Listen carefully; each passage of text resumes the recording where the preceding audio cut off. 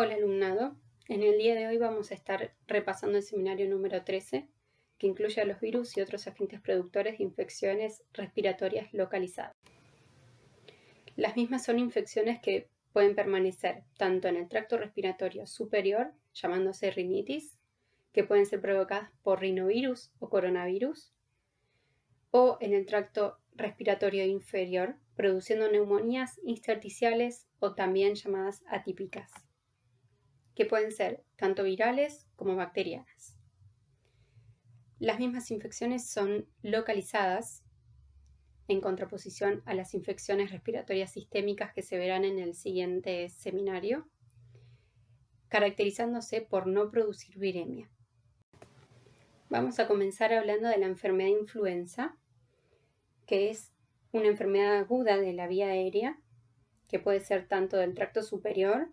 como del inferior, o afectar a ambos tractos, que cada año es responsable de brotes a nivel mundial. Es una infección producida por el virus de la gripe o virus influenza, que es un virus envuelto con ARN de polaridad negativa, simple cadena, que tiene la capacidad de infectar a células que están revestidas por ácido ciálico. En la imagen vemos la ultraestructura del virus que nos muestra el microscopio electrónico de transmisión, ya sea en el corte ultrafino, que vemos a los viriones brotando de la célula luego de haber replicado una misma, o en la tinción negativa, donde se evidencia la ultraestructura de los segmentos de ARN revestidos por nucleocápside envuelto en su cápsula. Para explicar la estructura antigénica del virus, tenemos esta imagen que esquematiza cómo los 8 segmentos de ARN están asociados a las nucleoproteínas formando las cápsides y también están asociados a proteínas no estructurales que tienen como función inhibir la traducción del ARN mensajero celular y de promover la salida de la nucleocápside, formada luego de la replicación, tras su salida del núcleo al citoplasma celular. También están asociados a las ARN polimerasas, que son las que van a transcribir y sintetizar el ARN viral. Y rodeando a estos componentes se encuentra la envoltura vírica, que está formada por una bicapa lipídica que tiene inmersas diferentes proteínas con funciones muy importantes en la patogenia del virus. Por un lado tenemos a la hemaglutinina, que es la responsable de la unión al ácido ciálico de los receptores de las superficies celulares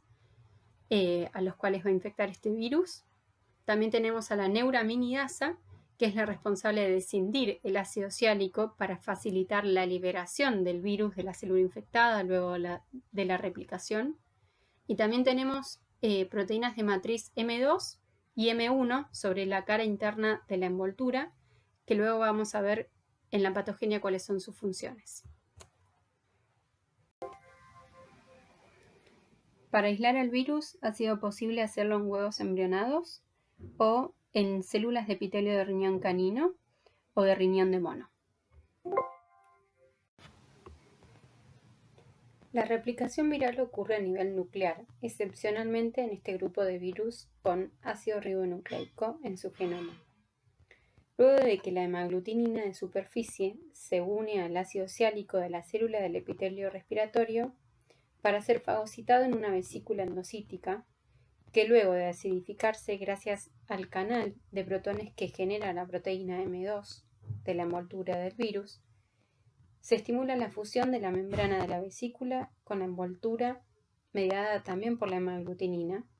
para liberar los 8 segmentos del genoma viral al citoplasma,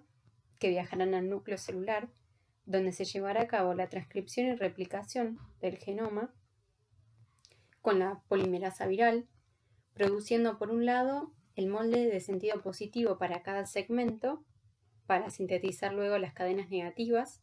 que son las que formarán parte de un nuevo virión,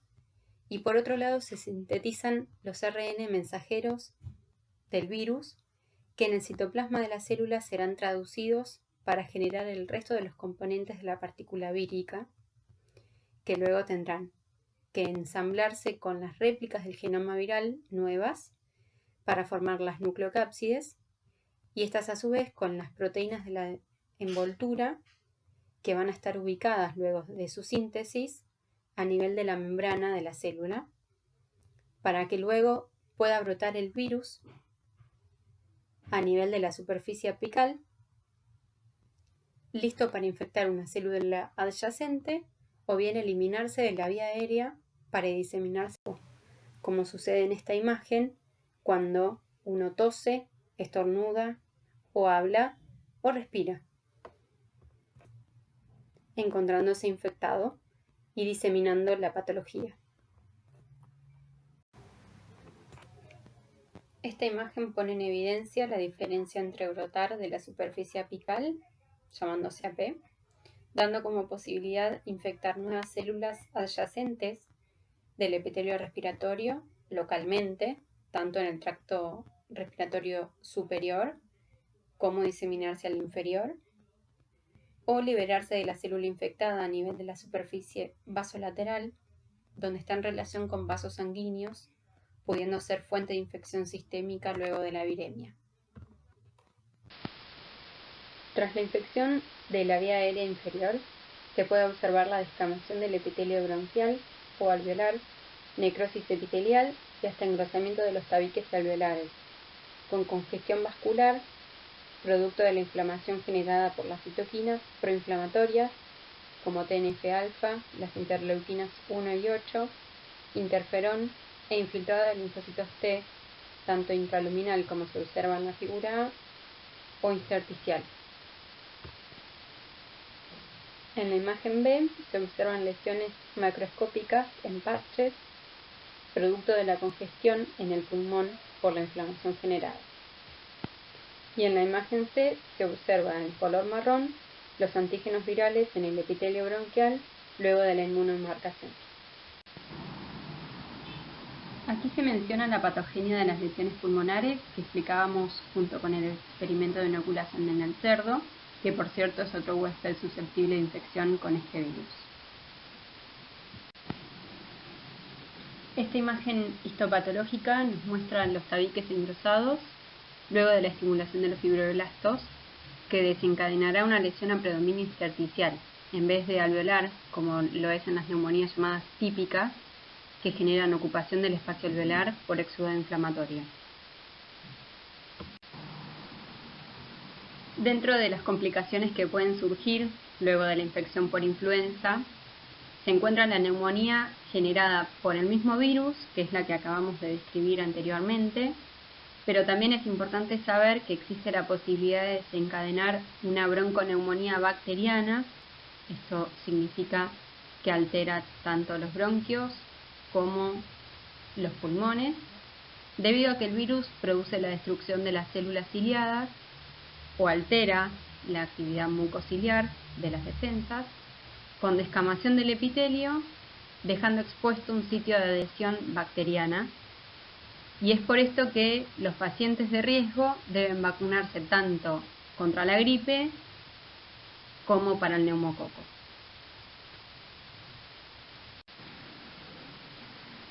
Dentro de las prácticas posibles para realizar el diagnóstico microbiológico,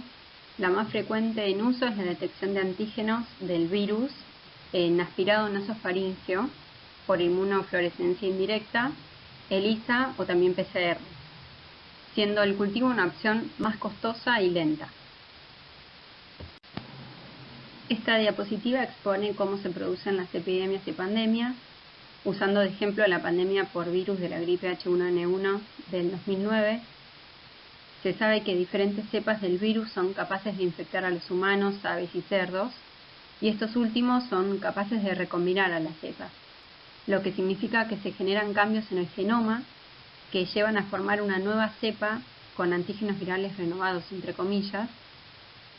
capaz de infectar a la población que no tendrá inmunidad contra este agente nuevo,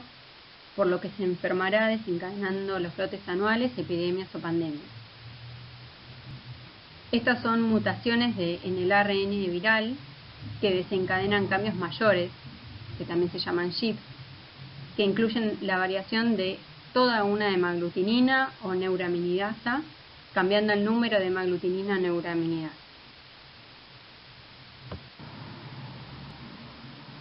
Además, es importante mencionar que el solo hecho de ser un virus con material genético segmentado predispone al reordenamiento del mismo durante la infección, generando mutaciones puntuales llamadas mutaciones menores o drifts. Existen diferentes fármacos que se pueden administrar como profilaxis o tratamiento de la infección, que tienen diferentes blancos de acción como vemos en la imagen. De todos ellos haré mención de los que inhiben la liberación viral luego de la replicación, como es el oseltamivir, que es uno de los que más frecuentemente se usa en cualquiera de las edades. Y haré mención especial también para la prevención anual a nivel poblacional que se realiza con la vacuna contra la gripe, la cual va variando en consideración a las mutaciones que se prevén para generar inmunidad y tener menos personas susceptibles de la infección. Vamos a continuar con otros virus productores de infecciones respiratorias localizadas. Entre ellos se encuentran 3 virus de la familia Paramyxoviridae, que son el virus sincicial respiratorio, el parainfluenza y el metaneumovirus. Y por otro lado veremos el adenovirus. Esta familia de los paramyxovirus tienen como características ser virus envueltos, donde se encuentran las espículas que contienen las proteínas de unión y de fusión. Son ARN simple de cadena de polaridad negativa que replica con su ARN polimerasa. Estos virus causan bronquiolitis, una infección de bronquiolos respiratorios que desencadena la broncoconstricción y obstrucción bronquiolar. Es una enfermedad en los niños menores de 2 años que puede ser mortal, que suelen contagiarse de los adultos que portan el virus,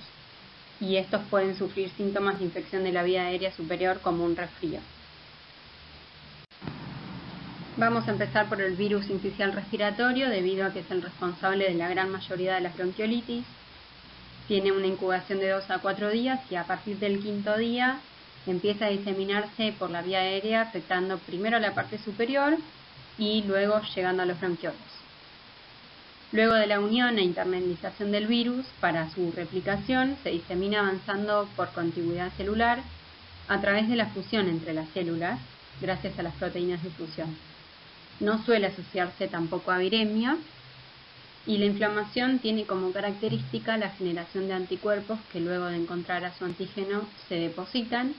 desencadenando un proceso inflamatorio exagerado, responsable de los síntomas de broncoconstricción y obstrucción bronquiolar. En las imágenes que mostramos se pueden ver la formación de sincicios que puede darse en cultivos in vivo o encontrarse como efecto citopático en el tejido afectado, en este caso el pulmón. Para acercarnos un poco más a la parte clínica, les mostramos una radiografía donde vemos los pulmones hiperlúcidos, que corresponde a aire atrapado, debido a que, como se observa en la figura de la derecha, tenemos los alvéolos llenos de gas, con un bronquiolo obstruido por secreción y leucocitos, sin permitir el pasaje del aire. Para no olvidar la importancia, recordemos que la mitad de las internaciones en invierno en hospitales pediátricos son por bronquiolitis y sus complicaciones, y que también un gran porcentaje lleva a la muerte o a la necesidad de asistencia respiratoria mecánica. Por su parte, el metaneumovirus puede producir la misma enfermedad que el virus sincicial respiratorio en niños. De hecho, es la segunda causa de infección respiratoria en ellos, y una de las características es que puede coinfectar con otros virus. Se ha visto que la población tiene anticuerpos contra el metaneumovirus, tanto niños como adultos, hace más de 50 años. Afecta a varios continentes y es responsable de otras infecciones banales en adultos, como lo mismo pasaba con el virus sincicial respiratorio. Continuando, vamos a seguir por el adenovirus, que es un virus desnudo con ADN bicatenario, lineal, estables a pH ácido, a secreciones gástricas y biliares también, que incluye más de 50 serotipos que pueden afectar a diferentes órganos, además de la vía respiratoria, como conjuntivas, dando conjuntivitis, el aparato digestivo, que justo los serotipos que ocasionan patología son los 40-41, que dan una diarrea aguda, tejido de linfoide o también riñón. Cada serotipo desencadena su respuesta inmune específica, por lo que es posible sufrir diferentes cuadros por diferentes serotipos de adenovirus. Esta imagen nos muestra inclusiones intranucleares de adenovirus debido a que la replicación y el ensamblaje posterior son defectuosos, por ende se depositan en el núcleo de la célula infectada. Este es un listado de las secuelas de las bronquiolitis, algunas de las cuales son más frecuentes por adenovirus, como la bronquiolitis obliterante, secundaria a la inflamación, con gran componente fibrótico. Para el diagnóstico microbiológico, la muestra que más se utiliza es el aspirado nasofaríngeo, como ocurre con el resto de los otros virus que hemos visto. La muestra se toma de forma estéril con una sonda y un método de aspiración y se recolecta en un frasco también estéril con solución fisiológica que luego será llevado al laboratorio para procesar. Luego de procesar la muestra, en el aspirado nasofaríngeo se puede buscar antígenos por inmunofluorescencia o detección del material genómico del virus por la reacción en cadena de la polimerasa con la transcriptasa inversa, o en el caso de investigación también se utiliza el aislamiento en cultivo celular. Vamos a repasar por último las causas de neumonías intersticiales que no sean por virus, dado que es posible que las neumonías intersticiales sean producidas por bacterias, como pueden llegar a ser estas tres que vemos en la filmina, que vamos a detallar a continuación. Vamos a empezar por Mycoplasma pneumoniae, que es el microorganismo más pequeño que puede tener multiplicación independiente, no posee pared celular, por lo que la inflamación la generará por lipoproteínas de su membrana celular. Se adhiere a las células ciliadas del aparato respiratorio, como los virus descritos anteriormente, y genera lesión desde afuera de la célula por peróxido de hidrógeno y por una citotoxina que luego de ser internalizada en la célula ribosila el ADP produciendo vacuola. La bacteria puede crecer en un medio de cultivo selectivo con caldo PPLO, tomando las colonias las características de la figura superior, y al microscopio electrónico en la figura inferior se ve cómo se relaciona la bacteria con las células ciliadas. En el caso de Chlamydophila pneumoniae, son bacterias intracelulares obligadas, gram negativas, que tienen dos tipos de estructura. Una es la forma vegetativa, metabólicamente activa, con capacidad de replicarse, que pueden detectarse por inmunofluorescencia indirecta en los cultivos celulares, como vemos en la figura. Y la otra son los cuerpos elementales, que es la forma infectante,